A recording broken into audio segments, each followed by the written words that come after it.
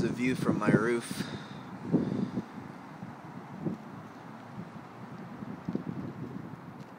Wednesday afternoon in San Francisco. See the Palace of Fine Arts, that dome, Golden Gate Bridge, San Francisco Bay.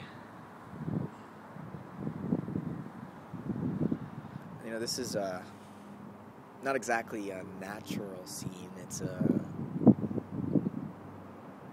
still picturesque view of the capacities of human beings to transform landscapes.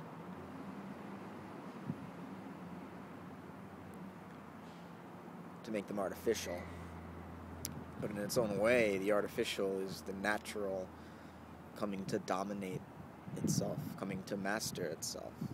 Domination has a sort of violent connotation, but really it just means to make more like home, to domesticate, to make livable. So the artificial and the man-made or the human-made isn't necessarily a blight on the landscape. It can be and has been. There are plenty of examples of that in our industrially comatose society, or our technologically obsessed society. We've certainly blighted landscapes with that blind urge for power.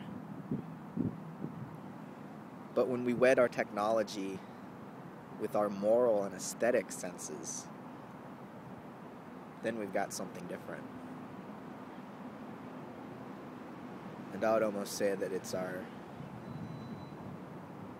human destiny, or at least our highest potential, the highest form of destiny that we can actualize. That is to make nature in our own image.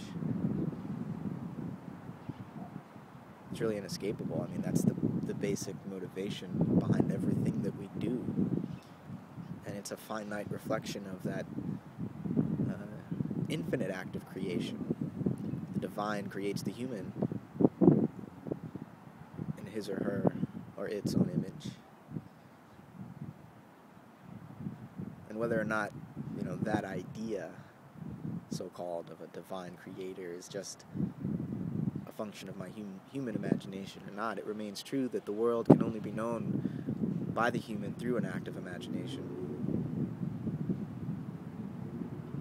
We have no other point of access to reality than through our souls, through the thinking and feeling and willing of our souls, which is just a more complicated way of talking about our imagination.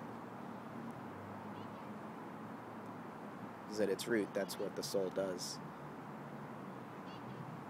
Makes images. And an image is more than just a sort of ghostly projection or a wisp of smoke. It's not just virtual. You look at the roots of the word. You have ma in there, the root of matter. So to imagine is to make. To make, you make it out of matter. And so the imagination is creative not just of ideas, but of realities.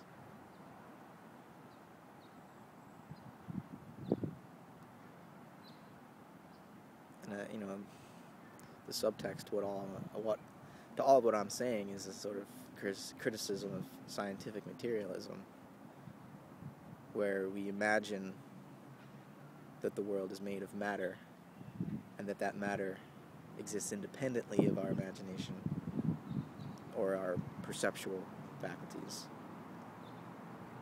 But we can only know the world by way of perception.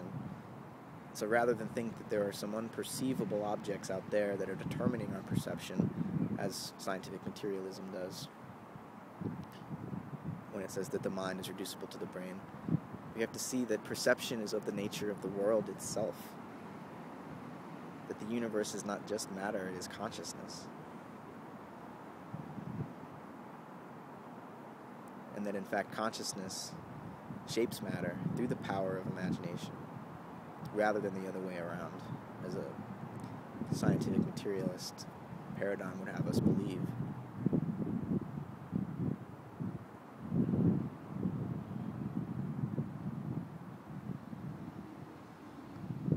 There's a tanker ship coming into the bay right now that's about a third full, as I think it would normally be, in terms of the height of the amount of containers on it. You know, it's sort of symbolic, or not even sort of. It's a reflection of the economic downturn